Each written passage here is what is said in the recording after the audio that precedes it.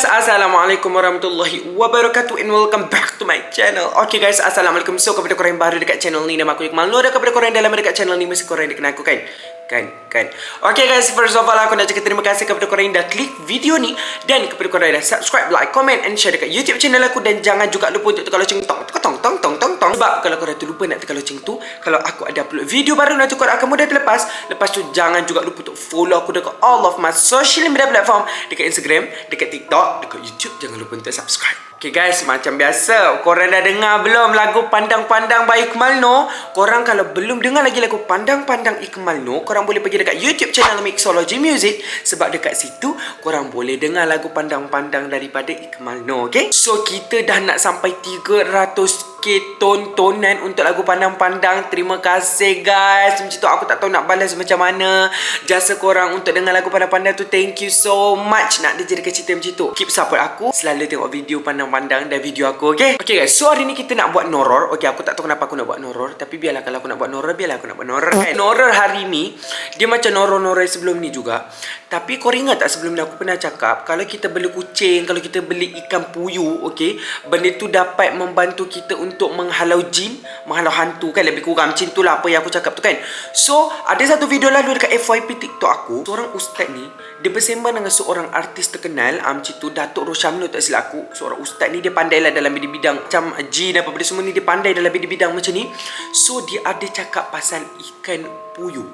Ikan puyuh, aku ada ikan puyuh tau dekat rumah, dekat Kuantan. Tapi dekat rumah ni tak ada ikan puyuh. Ibu aku pernah cakap, Dek, bawa lah ikan puyuh balik Kuala Lumpur. Tapi aku macam, takkanlah aku nak bawa ikan puyuh masuk dalam kereta, berlocak-locak lah kereta tu kan, bila kereta basah kan. So aku ingat, nanti aku nak beli ikan puyuh tu kan, dekat pet shop dekat sini, dekat kedai haiwan dekat sini. Lepas tu aku isi dekat rumah.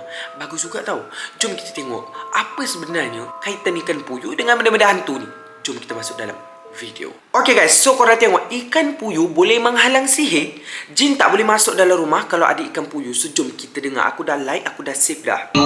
Dia tak boleh tahu gangguan tu ada. Cuma ikan puyuh dia boleh tahu signal ada gangguan daripada luar. Maknanya kalau ada gangguan daripada luar, biasanya orang akan bela ikan puyuh dulu. Jadi ikan puyuh ni dia ada signal awal. Siapa? Oh, so ikan puyuh ni dia boleh tahu signal awal lah. Contoh kat dalam rumah ni. Lepas tu kat luar tu rasa macam ada pocong kan. Contoh macam tu. Kat luar tu macam ada pocong nak masuk rumah kan. Ada berlocak lah.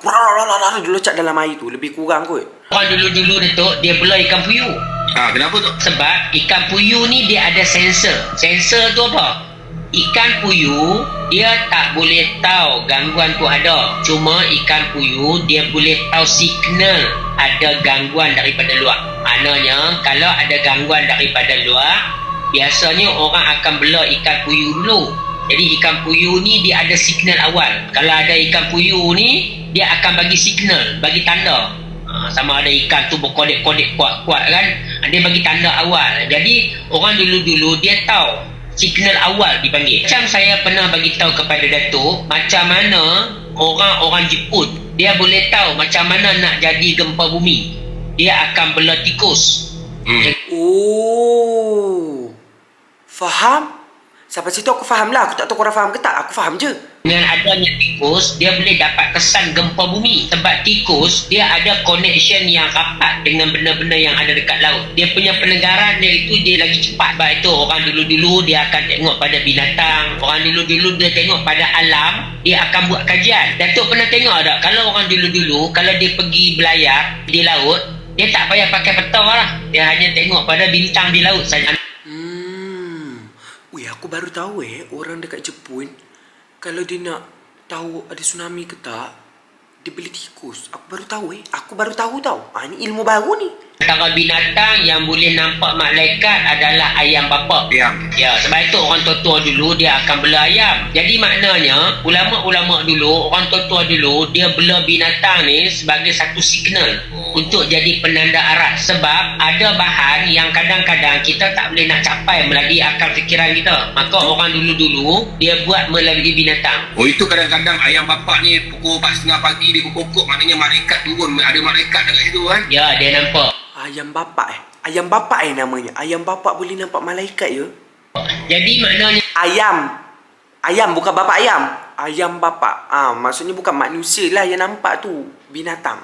Dekat sini Datuk, kita belajar satu ilmu. Ada makhluk yang mana kita boleh nampak. Macam malaikat, kita boleh nampak malaikat itu.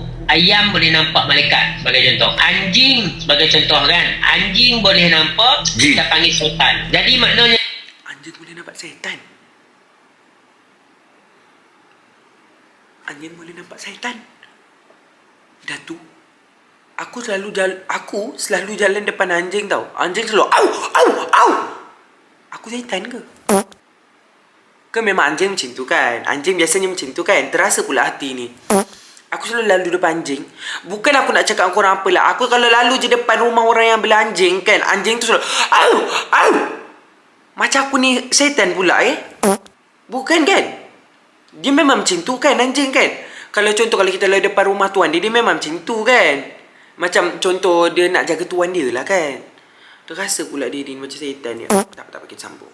dekat sini ada makhluk, ada binatang yang memang Allah bagi sensor untuk dia nampak, untuk dia bau. Pukau ni Datuk, dia sebenarnya adalah salah satu daripada ilmu sihir. Pukau ini dia digunakan adalah untuk akal fikiran kita. Okey, dalam tubuh badan kita ni Datuk, dia ada tempat-tempat tertentu yang benda itu transit antara tempat. Okey, so pukau pun salah satu daripada sihir. Lepas tu ustaz ni cakap dalam satu badan kita ni ada salah satu tempat, okey, yang biasanya jin selalu nak duduk. Macam tu. Tempat ni kat mana tu? Transit yang paling kuat benda itu duduk, salah satunya adalah akal kita. Sebab tu yang ini disebut dengan hipnoterapi, minda separa sedar. Minda separa sedar tu. Sebab itu bila dia kacau pemikiran kita, benda halus tu dia boleh take over dalam pemikiran kita. Dia kacau pemikiran kita. Dan pukau ni dia boleh kena melalui macam-macam. Kebanyakan pukau yang boleh kena adalah melalui penglihatan. Bila tengok sahaja dia mudah terpukau. Dia mudah. Sebab tu lah kalau ada orang pukau tu dia macam tak sedar kan, dia pandang mata orang tu macam dekat cashier tu. Ingat tak yang ada orang tipu dekat cashier nak minta duit tu kan, dia pandang mata orang tu mungkin macam ni lah. Macam tu, lepas tu dia bagi duit lebih kurang. Terpesona. Pelaris adalah salah satu daripada kaedah pukau. Pelaris salah satu daripada kaedah pukau. Pukau salah satu daripada sihir. Gitu. Hari ni kita belajar salah silah dia rupanya ya. Konon-konon kita nak belajar pasal ikan puyuh je, tapi tidak. Semua kita belajar. Penunduk. Jadi semua karakter tu dia digunakan adalah untuk menundukkan orang. Jadi kalau biasanya orang-orang yang menekan kau ni ada juga perbuatan-perbuatan dia mesti berniat jahat. Kalau dia dah gabung dengan jin, dia kebanyakannya berniat jahat lah. Betul tak Ustaz? Dia biasanya Datuk, orang yang menggunakan benda-benda macam ni orang yang menggunakan hawa nafsu boleh lah. Kalau dalam perniagaan dia nak kaya cepat, maknanya dia nak cuba ambil satu-satu keuntungan tapi dengan cara yang cepat. Okey, pengalaman saya Datuk terlibat dalam bidang rawatan ni, mereka yang menjadi sasaran kepada orang yang kena pukau ni kebanyakan adalah golongan wanita. Saya nak ambil satu. So dia cakap orang yang biasa guna pukau yang pelaris, lepas tu dia ni cepat nak kaya lah kan, nak kaya cepat, berniaga, lepas tu rupa-rupa ni tak laku, lepas tu pakailah pelaris macam tu kan, nak melariskan kedai macam tu, nak cepat dapat duit. Tapi halal ke duit tu? Of course lah tak halal macam tu kan. Kita buat benda tu daripada sumber yang haram, macam tu kan. Pakai pelaris haram lah kan sumber pendapatan kita. So janganlah. Contoh Datuk, ini pengalaman saya lah. Dah berapa ramai yang datang bagi tahu dekat saya anak dia telah diperkosa dalam keadaan tidak sedarkan diri. Maknanya dia keluar, dia pakai baju macam ni, balik pun macam pakai baju macam ni juga, tak sedar. Tapi sebenarnya dia sudah diperkosa. Pasal apa benda macam tu dia berlaku Datuk? Pasal hari ni Datuk, bahan-bahan untuk nak jadikan orang terpukau ni, benda tu dia mudah dapat dekat luar sana. Benda Weh, takut. Aduh, seram kan pukau-pukau ni. Siapa pukau aku kepuk muka dia. Pukau. Okay guys, tak habis sampai situ. Aku bacalah komen. Ada satu komen ni daripada mana-mana rancak. Dia punya nama mana-mana rancak. Betul, kucing aku hari tu tiba-tiba lari masuk rumah laju macam ada benda kejar. Dia masuk bawah meja, beberapa minit ada angin kuat datang sampai tercabut atap tempat letak kereta tu. Weh, hari tu kan aku pernah cakap kat korang yang Cleo ni, dia selalu main dengan benda yang aku tak nampak kan. So dia ada stop tau dalam 2 hari. 2 hari dia stop daripada macam tu. Tapi hari ni dia start balik pagi tadi. Pagi tadi dia start balik. Aku ke tidur. Lepas tu aku tengok ada orang ketuk pintu aku. Aku dah seriau dah. Pintu bilik aku ni belakang ni. Lepas tu aku pun tengoklah dekat balik langsi aku ni. Ke langsi ni. Aku tengok Cleo. Dia ambil mainan dia tu. Dia gigit mainan dia yang ni. Dia gigit ikut bawah ni. Dia bawa mainan ni pergi dekat depan pintu aku. Dia tolak. Dia tolak benda ni. Ketak, ketak, ketak, ketak. Macam bunyi orang ketuk pintu lah kan. Macam tu. Jadinya aku ni dalam hati macam ada orang ketuk pintu ke kan? Aku dah seriau dah. Aku tengok Cleo rupanya. Okay, tak apalah, selamat kan. Lepas tu aku tengok dia macam resah. Muka dia macam takut. Kau faham tak muka kucing takut macam macam tu. Aku macam, Cleo, sayang, aku ngantuk lagi ni, ngantuk. Aku macam, Cleo, kenapa Cleo? Macam tu kan. Dia berlari tau. Tapi dia tak nak pergi ke arah depan ni. Arah dapur ni. Dia tak nak pergi. Dia asyik duduk dekat area depan ni. Depan daripada bilik aku je. Dia macam takut sesuatu. Aku tak tahu dia takut benda apa kan. Macam tu. So aku rasa macam aku husnuzon je lah. Mungkin dia nak tidur dengan aku ke. Mungkin dia nak main dengan aku ke kan. Tapi muka kucing takut. Kita tahu tau. Orang yang benda korang dengar tak bunyi tu? Tadi kan aku main benda tu. Aku isi kat atas sofa. Dia akan tarik mainan tu.